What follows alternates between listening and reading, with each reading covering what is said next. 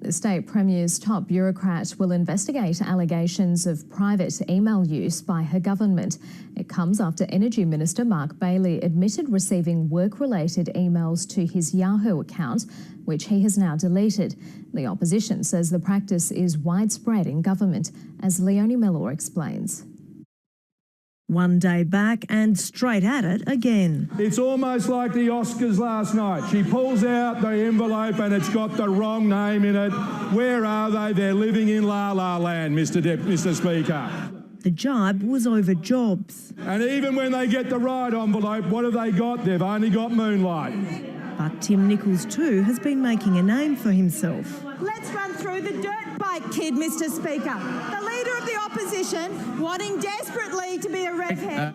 An everyday bloke who also likes shooting hoops, fast cars, roller coaster rides and fishing in the tinny. Mr. Speaker, then there's Topless Tim. It's like he's auditioning for a remake of Blue Lagoon. Mr. Speaker!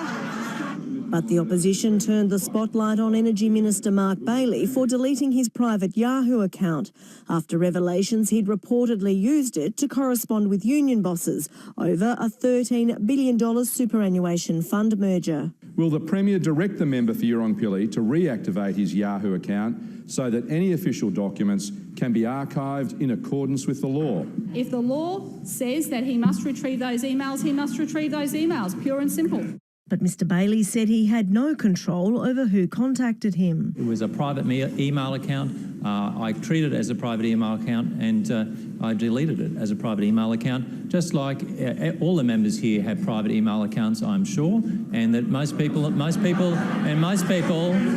The LNP then tabled 2 more emails from staffers using their private accounts. Ms Palaszczuk said the pair had been counselled and she'd asked her Director-General to review the issue. Debate over controversial abortion laws has now been shelved after the LNP agreed en bloc to oppose 2 private members' bills. The Law Reform Commission will now review the matter, with Labor promising to introduce new legislation in the next term of government. We don't want to see this matter be put back on the shelf for another couple of decades. I don't think this has been a stuff-up. This has been an issue I've been very keen to push. Mr Pine has now withdrawn his bills. Leonie Mellor, ABC News, Brisbane.